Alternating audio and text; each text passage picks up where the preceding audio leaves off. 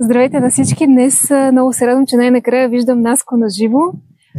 Говорила съм преди в други видеа, че той е мой духовен водач и работихме с него още преди да издаде тази прекрасна книга, която след малко ще ви говорим за нея. И ми помогна много да подобря отношението си към света и най-вече да съм по-стабилна емоционално. Затова исках, Наско, да те питам как се стигна до това да се занимаваш с тази дейност и да напишеш тази прекрасна книга. Да. Интересно ми откъде тръгна всичко и дали споделиш твой личен опит. Да, тръгна при мене. Реално това е пътя на всеки един човек, който тръгва да се занимава с духовно развитие. При мен паникатаките ме тласнаха по този път.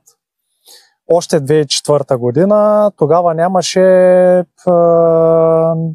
социалните мрежи, не бяха толкова развити, този термин тепърва, докторите го чуваха, наложи ми се да търся в библиотеки, в книги, чужди, наши и така лека по лека, след множество прочетени книги, си сглобих една методика, която я описах и в книгата. Всичко реално в нея, пресях всичко в тези множество книги, пресях, което работеше за мене.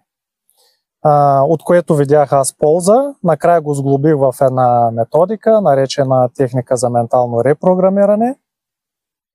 И така се стекаха обстоятелствата, че преди да издам книгата, Вселената ми изпрати хора в моето положение, които тепърва тръгваха по този трънлив път. И лека по лека и там натрупах наблюдения.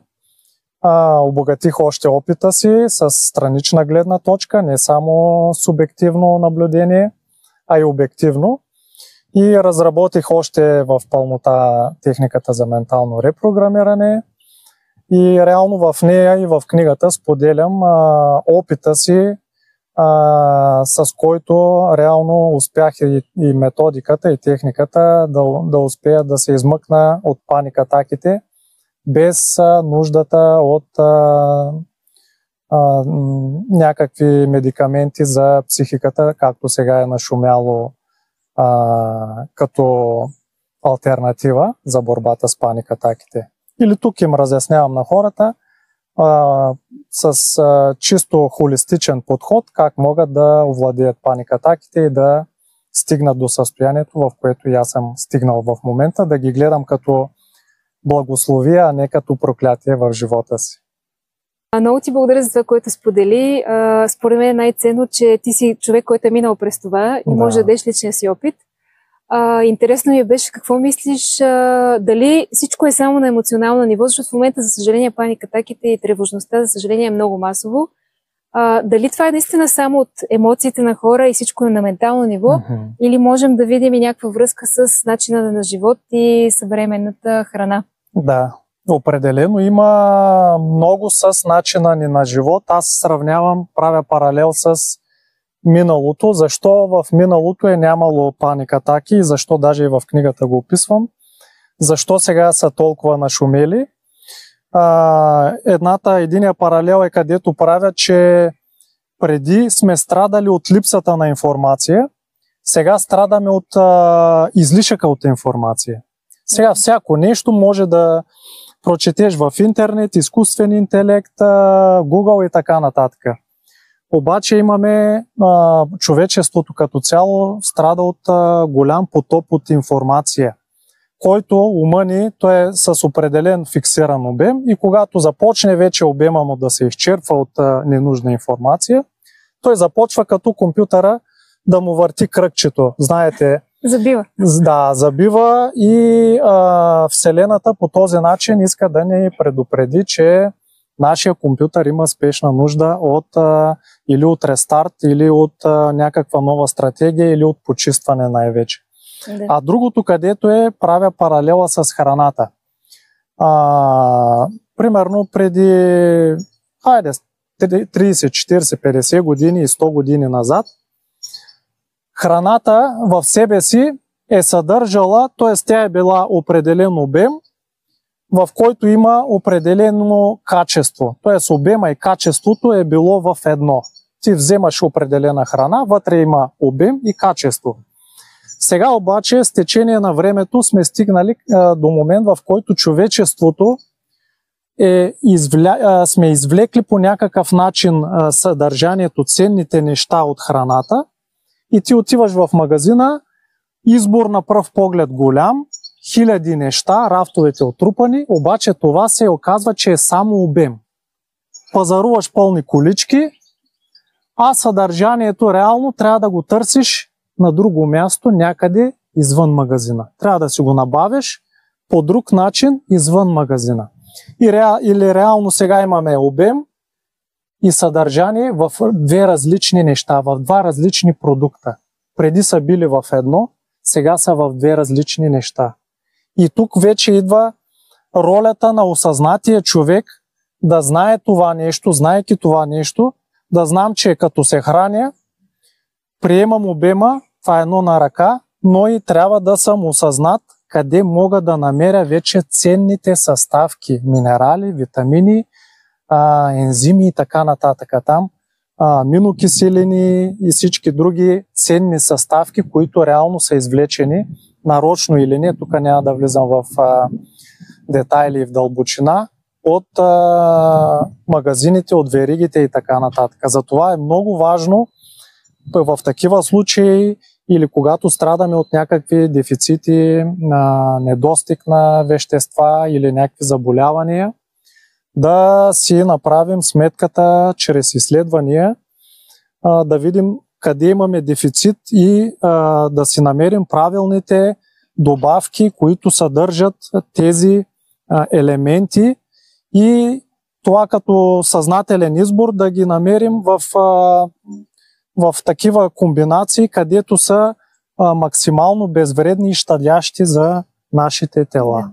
Това е като ролята на осъзнат човек, който е предоставен сега пред такъв избор. И за паник-атаките това важи със същата сила. Няма значение дали е паник-атаки, дали е депресии, дали Хашимото или пък някакви други заболявания. Просто трябва да знаете, че вече храната не е това, което беше преди. Да съдържа и двете неща, сега са наотделно и всеки трябва да си преценя правилно какво консумира и откъде го купува. Да, и това, което аз бих добавила като финал, че наистина е хубаво да действаме на всички нива, защото знаеш, че аз също работя с доста хора. Когато, например, е тревожност, препоръчвам и книги, и курсове, и психолози, и хора като теб, които помагат. Отделно начин на хранене, спорт и движение, това е просто задължително. Дори спорта е натурален антидепресант. Така че хората, когато действат комплексно и добавките, разбира се, тогава виждаме големи резултати за кратко време. Затова и толкова много препоръчвам и книгата, и твоя начин, и пътя, който си минал, за да може хората наистина да изберат кое е хубавото за тях и кое ще работи при тях, защото знаем, че всички сме различни.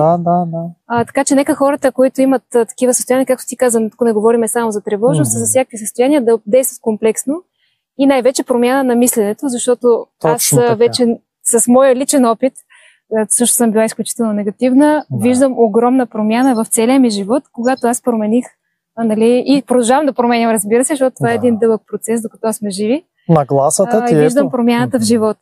Да. И реално какво се случва, когато човек тръгне по правилния път, как ще разбера? Много хора ме питат как ще разбера дали вървя по правилния път. Първо вие ще имате някакъв вътрешния ви глас, ще ви го казва, че сте по правилния път. И другото е, аз познавам хората дали са хванали вече правилния път по излъчването им. В началото при мен идват унили, с тревоги. То през погледа на човека си личи кога си кривнал извън правия си път и кога си на пътя. Променя се аурата ти, излъчването, погледа, държанието и другите хора. Тръгнат ли другите хора да те питат какво ти има в добрия аспект? Има ти нещо, ма не мога да определя. Тоест другата душа разбира, че този човек е тръгнал по правилния път, обаче ума не може да го асимилира и да го обясни логически. И оттам идва тези знаци, може да разберете, че сте тръгнали по правилния път, от знаците и сигналите, които ви дават хората около вас. Ако тръгнат често, ето както при жените, спазвате диети и когато, примерно, друга жена особено дойде при вас и ви каже, какво ти става с тебе, изглеждаш невероятно прекрасно, приемате комплимента и най-вече и това да ви служи за обратна връзка, че ето аз правя неща, които дават резултат, които имат резултат и трябва да поддържам курса. Когато спрат да ми дават обратна връзка вече по този начин, означава, че съм кривнал по пътя или съм тръгнал по стария си път. Ето, такива знаци трябва да се гледат, за да вървим правилно. Много ти благодаря. Отново много се радвам, че се виждаме на живо. За мен е голямо удоволствие и благодаря за всичко, което си ми предал. Благодаря и аз. Наистина.